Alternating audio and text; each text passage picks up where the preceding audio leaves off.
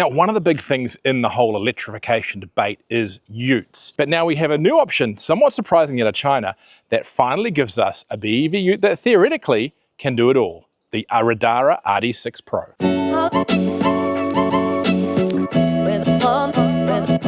Right, so the Geely Riddara RD6 Pro.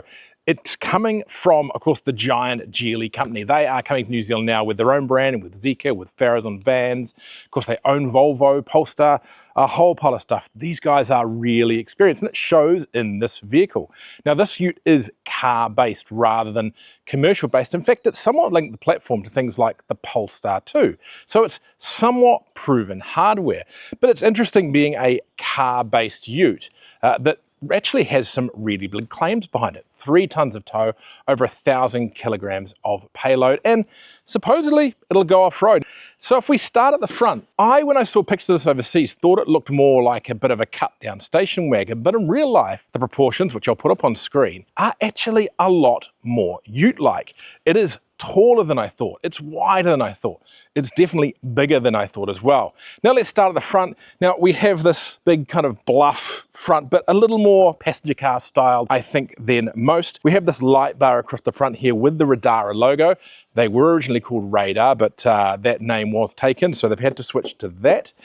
Cameras around as well. But behind that, there is a frunk, and it's a big one, a 70-litre storage container up here, which for a ute is really important because, of course, you don't have any kind of weather-covered storage in the back unless you get a canopy over the back. So that's really good to see. Automatic headlights, all the usual stuff you'd expect from a passenger car like this, particularly in the pricing space. 70 grand. So it's no small investment, but that is kind of the same as a BYD Shark or a mid-spec Ranger. So not too out of sorts as well. If we come around the side, wing mirrors, indicators, more cameras here. This thing has a great 360-degree camera system. Real door handles. It's beeping because the keys are in the car. With sensor locking, all those kind of things for the front and rear. Roof rails up here for putting loads on, or perhaps you could put a roof tent up there. And standard side steps, and these are steel side steps. Now, I'm not saying they're going to be great for rock sliding like that, but they are really beastie for standard fitment to a car like this. If we come around here, we have the charging port there, CCS Type 2. It's not too bad in distance from the rear of the car, but it is a bit of a stretch to charge it, and we'll try that, and we'll talk about the charging speeds a little bit later. Right, let's go check out the tub. Right, so round at the back of the Radara, and we have this tub, which is a lot bigger than I was expecting initially. 1,200 litres of capacity essentially back there. Great big space between the arches, and the arches are quite low profile as well. It also has a handy pop-out step, making it easy to get up onto the tray. Right, so back in here we have the vehicle to load panel. You have 4 ports in there. I don't think I've seen any other ute with 4 ports in the back, and they're all 16 amp 240 volts as well. So you've got a heap of power that you use. Plus, you've got 2 12-volt sockets here as well, and a button to turn everything on and off. It's probably one of the more functional vehicle to load panels I've seen in a vehicle, and I do like this big ceiling cover. That looks really protective and great. One thing I don't like in the tray, because everything else is absolutely beautifully finished, and there are canopies and so forth on the way, is these tie down points. There's only 4 of them. They're up high. There's no rail system. I think it's actually be quite tricky to tie stuff down to the tray with those there. And plus, I'm not exactly convinced on the finish. They're quite pokey and that kind of stuff. I'm worried you might damage things with having those there.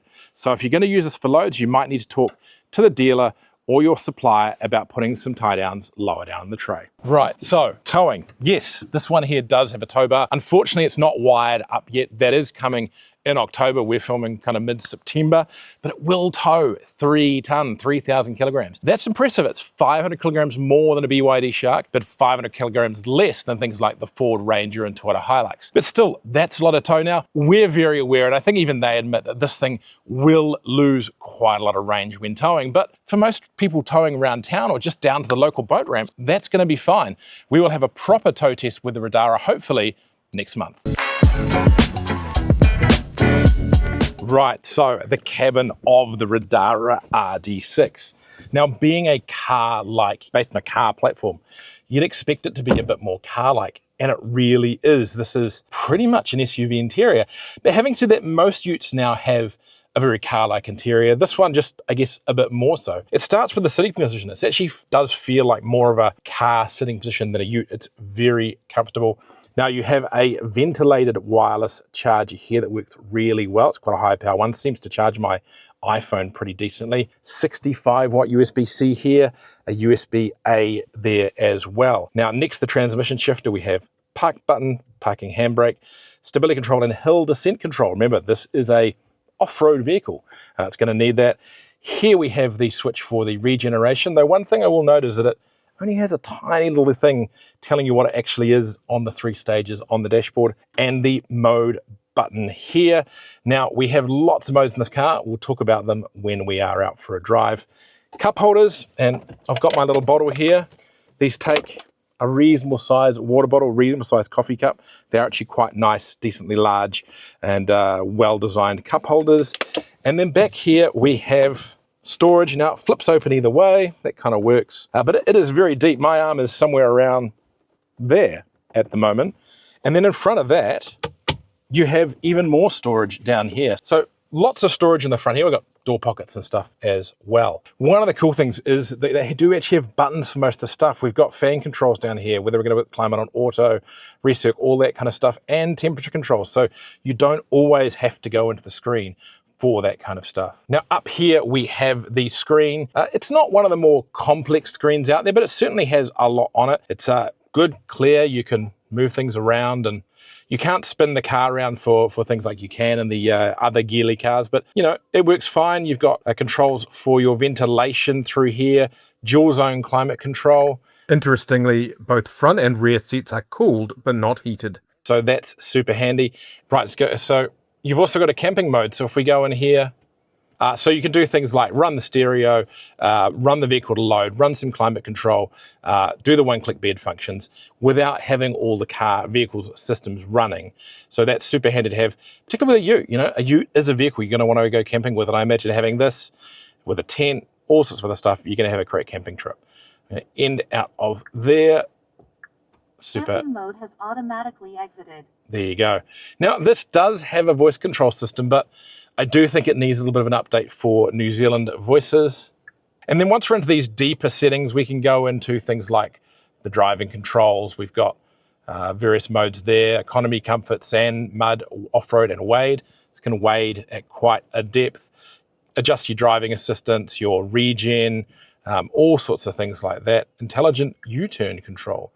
Also including the intelligent U-turn assistance, which we'll have a little bit of a look at later.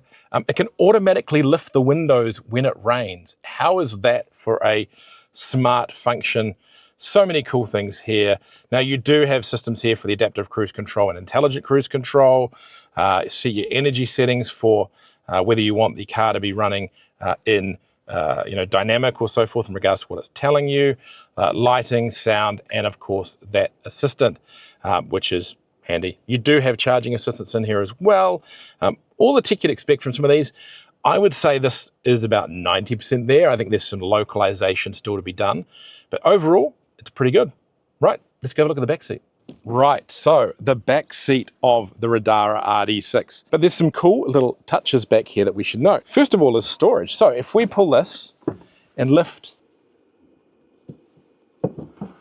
you have storage underneath the seat here. Quite a lot of it too. Super handy having that there. If we pull the tab again on that side, we can drop that down. Right, we can drop that down. Drop down on this side. Now, as mentioned before, these rear seats are heated and ventilated. That's through buttons that are there. Super cool. And then we have more USB ports down there, USB-C and USB-A. Storage in the back of the seats. Now, one thing to note, if you do have 3 children and 3 child seats, I've got a child up there at the moment, is that if you pop this down, we have only 2 tether points. And this is potentially one of the reasons why the car isn't into Australia yet, is that for to go into Australia, you kind of need to be a 5-seater to have 3 tether points back there. But if we fill this back up, now let's do our patented large human test and jump in. Pop the headrest up. And it passes with flying colors. This is probably one of the most comfortable ute back seats have experienced. I'm actually going to put it above the BYD Shark, which was my previous favorite, but only just. And I think it's because there's so much foot space down here. The distance between the seat and the floor is dramatic. I think that's because the vehicle doesn't have to fit in that separate chassis. It really does make a difference. The back seat, it's not too upright. And I think part of that's because the seat kind of pushes back into the space that visually in the cab would kind of work into the tray. So super good there, just enough knee room.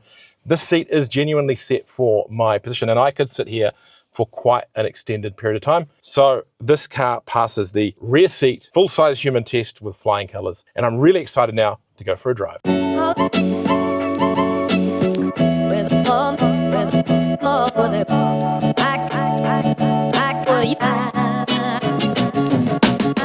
Right, so driving the Riddara RD6 Pro, with the Geely Riddara RD6 Pro. We're just going to call it the Radara from here on in. It's an experience that's kind of weird. It definitely doesn't feel like a ute, but nor does it entirely feel like a car. And I'm going to put it this way. It's like driving one of the better but not best sorted car SUVs, if that makes any sense. Like, it's not the best car out there to drive. It still rides a little bit firm. You'd certainly feel the road in it, but it's a million miles away from driving ute. It drives flat, it drives stable, it's quiet. And now I know that's an electric vehicle thing, but even compared to the Shark, there's less rattle, less noise, less movement. I mean, that I think comes from the fact you don't have that separate chassis there, which just creates more bulk, more things to kind of move around. It just feels really like a car. Now, the Shark was quick and powerful, but this is quicker and more powerful. 315 kilowatts of power and 595 newton meters of torque. Now, I remember when utes hitting 500 newton meters of torque from diesel was impressive, and this is just smashing it out there even further. Now, Radara claims a 0 to 100 from 4.3 seconds. We've seen multiple numbers come out of it, about it. I think you'd have to be in some pretty perfect conditions to get there, but this is definitely quicker than anything else. The Shark was kind of the sensor at 5.7. This will, I believe, beat that.